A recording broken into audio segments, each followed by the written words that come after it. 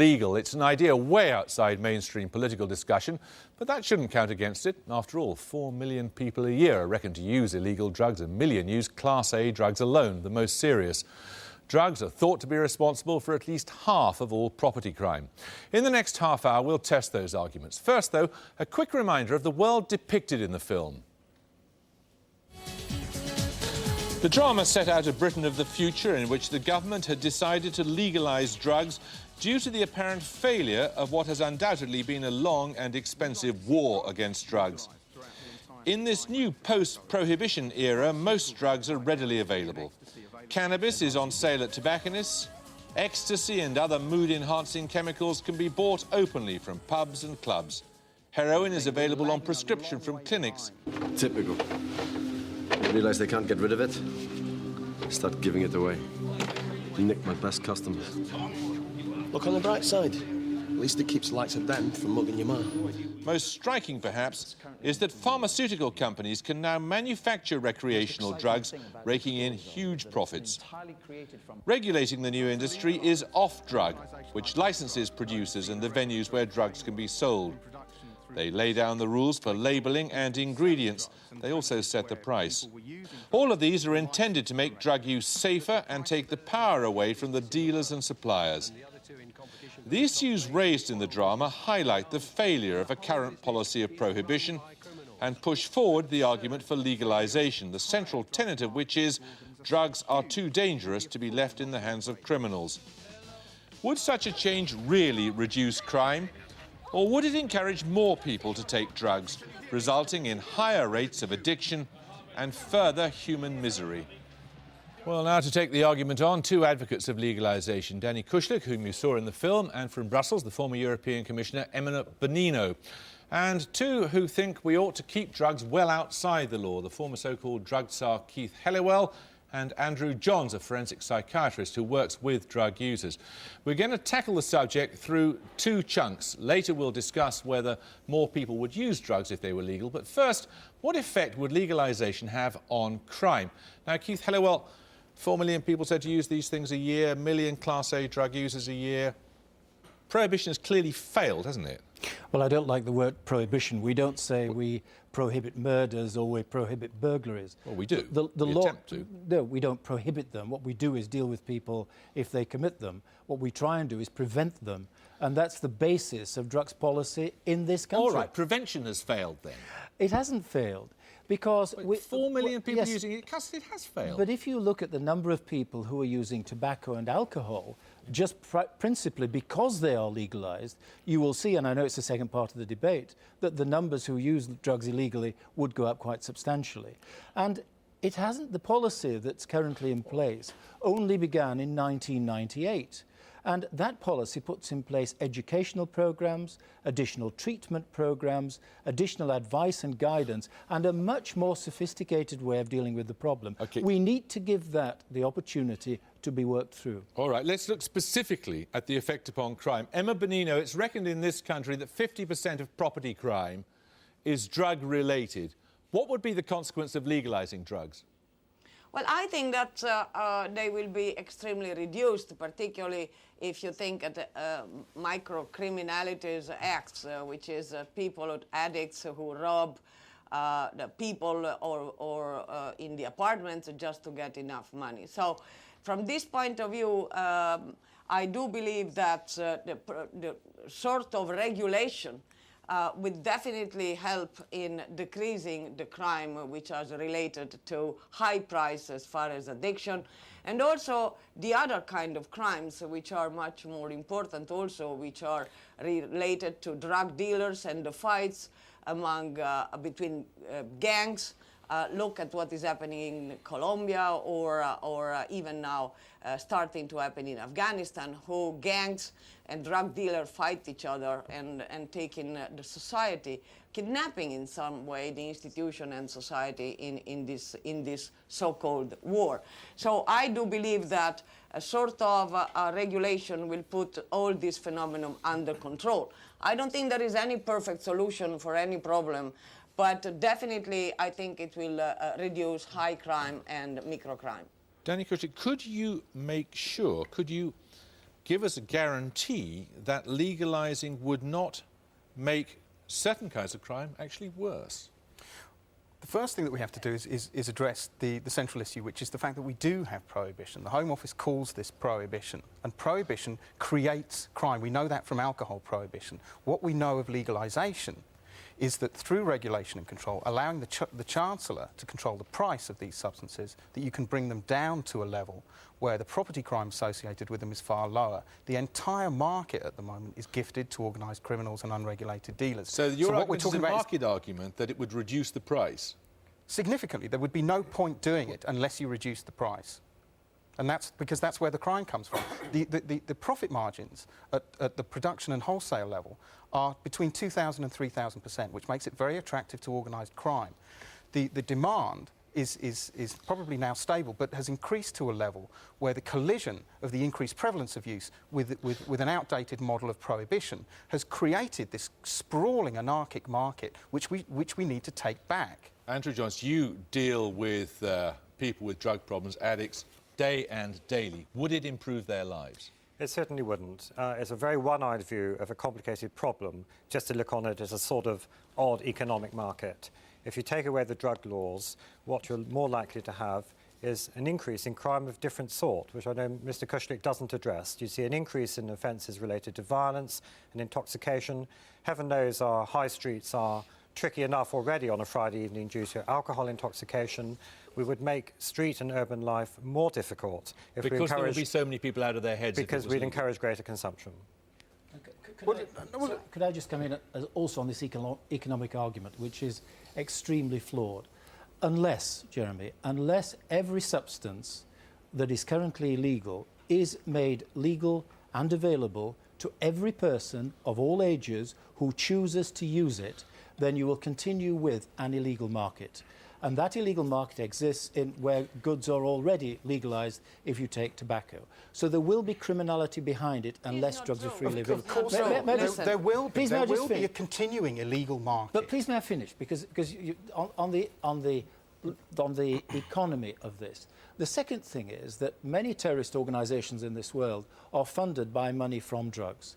If they are grown legally for the legal market, does anybody in their right mind believe that all of these terrorist organisations will say, oh dear, that is a big source of income lost to us, we will look for something else? And the other argument about the price is again false, because cigarettes on the illegal market at the moment are cheaper than those on the legal market. And if the drug industry got hold of this business, the prices on the streets are likely to be equal, if not more, once they were taxed. Why would that happen? We currently have a situation that is completely deregulated. What we're talking about is putting in place a system of regulation. We're replacing prohibition, which creates the very high prices, the anarchy and the criminality that's associated with these things, and taking it back. Yeah, now, it's not to say that it's also price sensitive. Why is it that when we know the price of heroin has fallen in half in the last 8 years, why hasn't the level of crime dropped it's by really half? simple. The price of a daily habit for tobacco is a maximum of, say, 5 or 6 quid. Now, that means that there isn't any fundraising to support a habit. There's nobody currently in prison to support for fundraising to support a tobacco habit. The average price of a heroin habit, or if you add crack to it, is at least £50 a day. Now, most people don't have that sort of income. So whilst the price has come down, it's still extortionately high. These are essentially valueless products that the price of them is multiplied by a factor of at least 10 by virtue of the fact that the risk applied to the market pushes that price up. Now, if we regulated it, we can bring the price down and enable these things to be supplied in a way that doesn't support terrorist organisations. Emma Bonino, you're trying to get in there in Brussels. Go on. Yeah, I'm trying to get in because even if there is still a black market on cigarettes, let's be clear that there is not such a huge organisation with gangs killing each other or killing people, because the profit is not so high. And people, in fact, at the end, or alcohol is the same. So people prefer to go in a shop and buy their own alcohol, because they feel that it's more safe and guaranteed. So let's assume that it's not what we are pleading for is a sort of a regulation to put the phenomenon under control, for the safety exactly of people. So I definitely believe that the terrorism now makes a huge profit, not because of the poppy or the coca leaves, but because prohibition makes heroin and cocaine with such an enormous amount of profit. So if you take away profit, I think that the criminality will definitely decrease because there is no interest. But what completely undermines that argument, quite frankly, is in this country, unlike other countries, in this country, a person who is addicted to these substances can go to the National Health Service, can receive treatment which may be the substance itself, or more likely be a substitute substance which is likely to lead them away from it. Okay, Yeah, but So therefore it is 50%. available. But how come 50% of property crime is drug-related? I should have thought as a policeman you'd want to see that reduced. I do want to see that reduced, but a large proportion of the property crime is committed, as Danny says, by people who are addicted to it, people who will not go and seek treatment. Okay, because, forgive me, because they don't want the substitute drug. What they do want is they want the real thing. What happens when you give people, for instance, heroin addicts, if you give people diamorphine, the equivalent of heroin on prescription, or methadone, the substitute, their offending reduces dramatically if they stick to it. Now, that seems to me a very obvious argument, that if they stop needing the money to supply their habit... Mr. Kushlik, a good argument for treatment. And I think many of us would be keener on greater nationwide availability of treatment. And I would support treatment, but insofar as it achieves the wider aims that we need to, what treatment doesn't solve is the problems across the whole of Latin America. It doesn't solve the problems involving the links between drug gangs and terrorist gangs. It doesn't deal with the majority.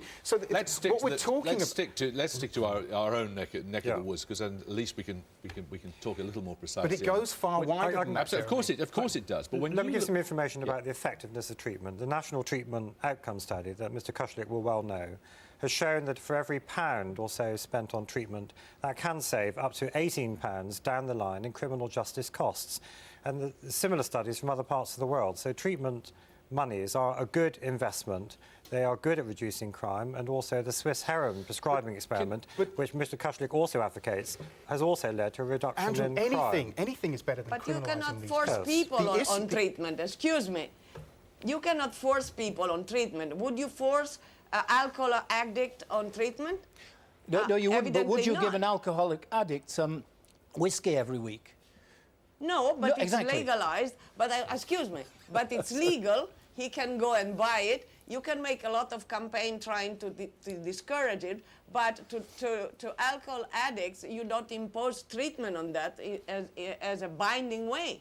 So, because that addiction is a social problem, should not be treated in a criminal way. OK, well, that takes us very naturally to the next area, because the proposal that we stop treating drugs as a law enforcement issue and instead accept them as a fact of life has as its heart a totally different attitude to drug users. Now, we sent Richard Watson to Portugal, where they decided that the old approach wouldn't do any longer and that the way to handle the issue was to treat users not as criminals, but as patients.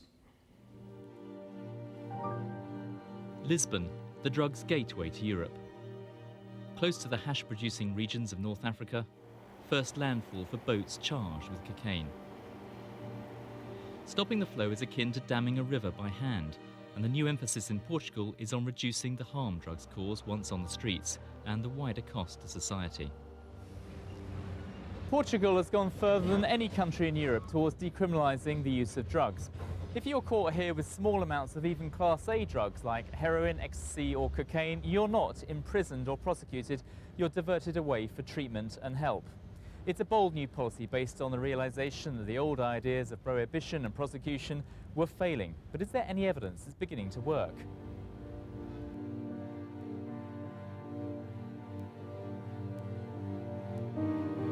Lisbon used to be the heroin capital of Europe, and this, coupled with soaring HIV infections, led the government to decriminalise drugs in 2001. The city still has its problem areas, shown to us by drugs workers who wear fluorescent jackets to gain the confidence of the street addicts. How many years have you used heroin? 22 years. 22 years. OK. Local police believe things are getting better. If we were to hang around here for a while, we would see some drug taking, but not as much as a year ago. When users are caught, they receive a summons from the police ordering them to attend a special drugs commission run by the health service. Nothing to do with the court system at all. From there, they're offered treatment and support. Has the drug situation got worse? Has it got Locals better? seem supportive, but there's concern about authorities turning a blind eye. The user is down here, and the police are over there. And sometimes they're injecting, and when the police come, they turn their heads to look the other way, as if to say, let them be, poor things. Funding treatment centres is pushing up the drugs budget in Portugal 10% each year, but supporters say it's delivering results. There's short-term residential care for addicts here, with help for general health as well as psychotherapy and help finding jobs. For many like Raquel, it's a chance to recover. Is this helping you here? Is it Very good? much. In what way? Self-esteem is high now. The worst we can do an addict is send him to a prison because he goes to the crime university. But I mean, is there any evidence that's actually working? The difference is that now the ones who come are people in worse situations, social, even physically. That means people coming really from exclusion, social exclusion. So what do the figures show? Over the past 5 years, the number of drug users undergoing treatment has risen 20%. AIDS cases amongst drug users are down by 51%, and drug-related crime overall is up 7.3% over the same period. The Portuguese drug squad stresses they're not going soft on the traffickers. Seizures have more than doubled since 1995. This €15 million haul of cannabis resin was intercepted just last week. Police say earlier fears that Portugal would be awash with drugs following decriminalisation have proved unfounded. We felt, and the Portuguese police forces were worried, that there would be an increase in consumption after its decriminalisation. This did not happen. So drugs crime is up, but many believe it would have risen by far more than 7% if the new policy was not in place. And on the public health issue of HIV infections, decriminalisation appears to be working. So now let's turn to the second main area of concern. If drugs were to be legalised, would that mean more people use them? Andrew Johns, taking the courts out of the question of treatment for addiction is a sensible thing to do, isn't it? Not entirely. I think the Portuguese experiment shows that they've had a good balance between enforcement and treatment responses.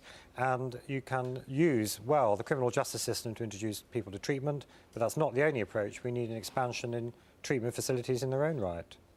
Tanya Kushlik, wouldn't the consequence of legalisation be that more people use drugs, and how would that be good for Britain?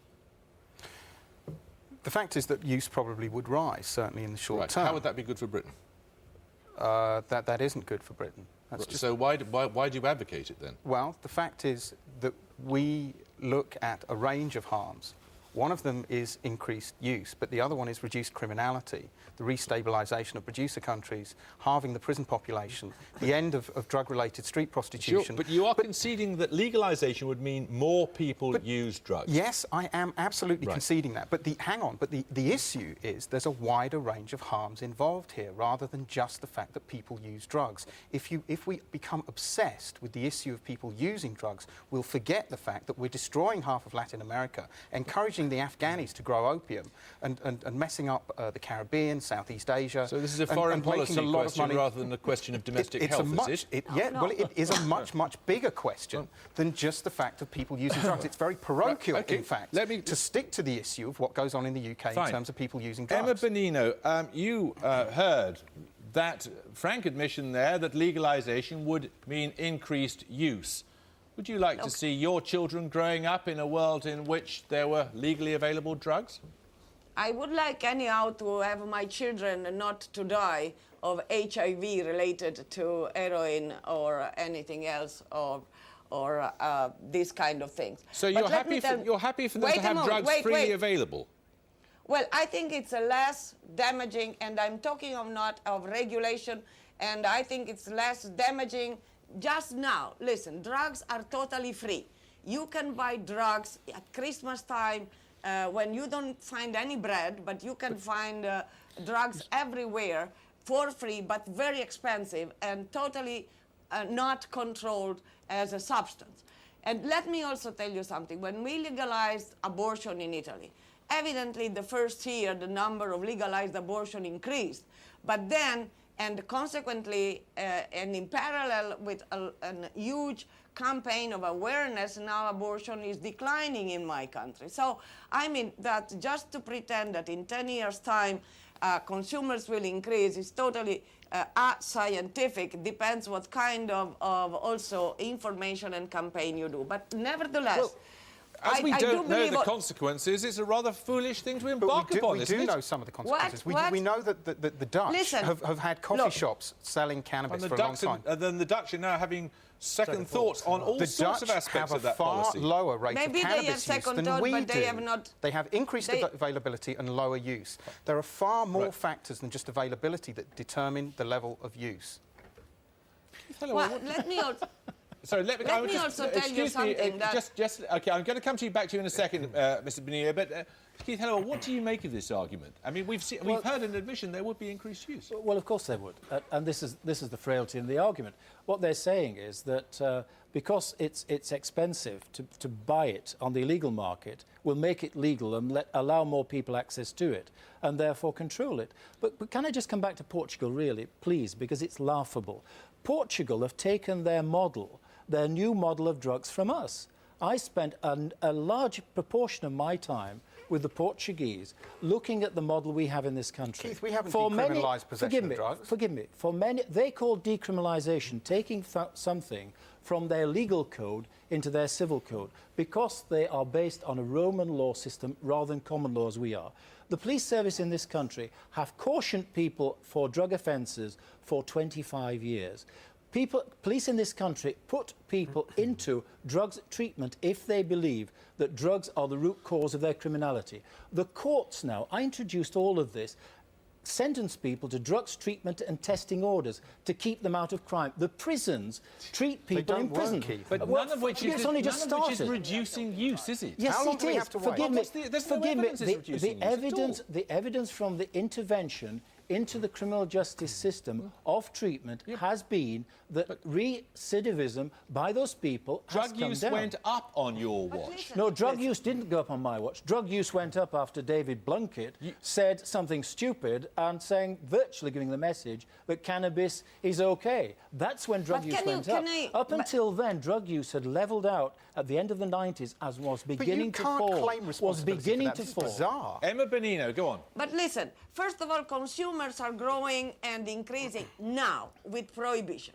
And what is fantastic is listening to people who have been applying prohibition in the last 20 years, knowing that production is increasing, trade is increasing, trafficking is increasing, consumer is increasing, criminality is increasing, and still defending the prohibition policies. This is totally undefendable. And I think that it's high time that we take away the prohibitionist illusion and we come to terms to the fact that we have to reduce harm for the whole of society. Well, the society this is a curious way of reducing harm. Yes, because if you reduce HIV infection, if you reduce criminality, we do that in this country. You're talking about a specific category of injecting heroin use. We're talking here about a much, much bigger category. We're talking about these guys are talking about the legalisation of all drugs. It's not only Hang on, let me get a word in edgeways. What Mr. Kushnik is advocating is, in effect, the little corner shop with a sign outside saying "Ease are us" or "Barbs are us" or whatever. When have I said that? Where you go to this is the policy documents published by your organisation. Ease where are you us. go to the little shop. This is lies. Where you go to the little shop and you can purchase, as you said, pharmaceutically regulated samples of many drugs of misuse. If anyone would like to see the report, it's available online. You have advocated that drugs are generally available. And my argument is that you are in favour of decriminalisation. You're in favour of the things being We're freely in favour of the regulation. People will get into that. We are in favour of the regulation. Let me just tell you that we are in favour of the regulation and control of drugs. But isn't there a flaw? Isn't there a flaw in your argument, Andrew Johnson? You know, if 4 million people are using these drugs every year, there's no evidence really it's doing them much harm. There's a lot of evidence about harm, and I agree the harm isn't as quick as alcohol, where people get prominent things like cirrhosis. There's increasing evidence of the harm related to cannabis, which has a misrepresentation in the public eye as a safe drug. There's measurable harm related to ecstasy and other drugs. And I think that any notion that making them more available is a public health exercise is extraordinary. So you're saying it's a leap into the unknown. We simply do not know what the consequences would be. It's a great leap into the dark with, I think, highly adverse health consequences for the individual and for society. Prohibition is the leap into the dark. We took a leap into the you dark. keep on making this comparison with prohibition. It's not and a comparison. I can show you Home Office documents where they talk about it as prohibition. If we take your analogy and say that prohibition ends, and we'd have a situation like alcohol in this country, wouldn't then non-use of drugs be as rare as teetotalism? The question is, what do we want from our society? Do we want a society where people who become, particularly young women who become addicted to, for instance, heroin and crack, are selling their bodies to strangers on the streets? Do we want a situation where we've doubled property crime, where we spend 16 billion each and every year on the crime costs associated with supporting this policy? It's more than the entire Home Office budget, where whole countries are completely destabilised. Now, I'm here arguing for the state to take back control of this thing, and people are laughing at me and telling me that this is a crazy experiment. I'm only laughing. Prohibition is the crazy experiment, which has gone horribly wrong. I'm only laughing because an uninformed observer would believe that the whole of this country is taking drugs. 4 million people may have taken drugs occasionally. The reality is that the majority of people in this country do not take drugs. Drugs do not affect their lives, and they do not wish the change. And part of that reason is because they are prohibited,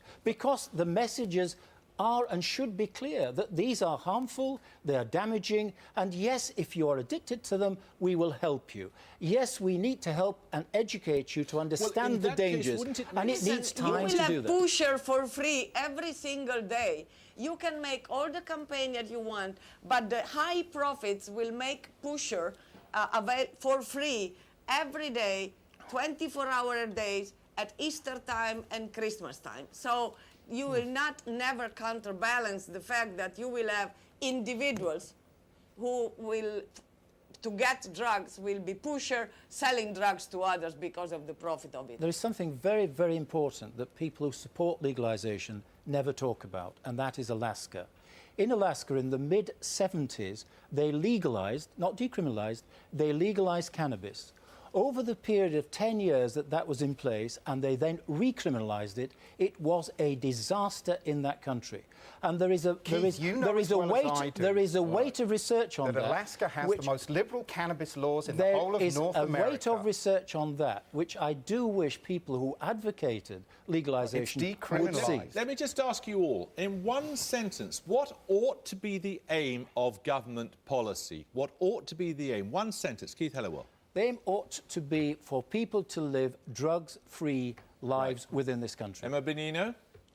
No, drug-free, it's impossible in history. Every history has had the drugs. I think that the policy is reduction of harm for the whole of the society. OK, Emma Benigno, thank you. Go on. The policy should be for the government to take responsibility for the production and supply and control of currently illicit drugs and reduce harm. Reducing harm is very important, and you do that by reducing individual consumption and national consumption.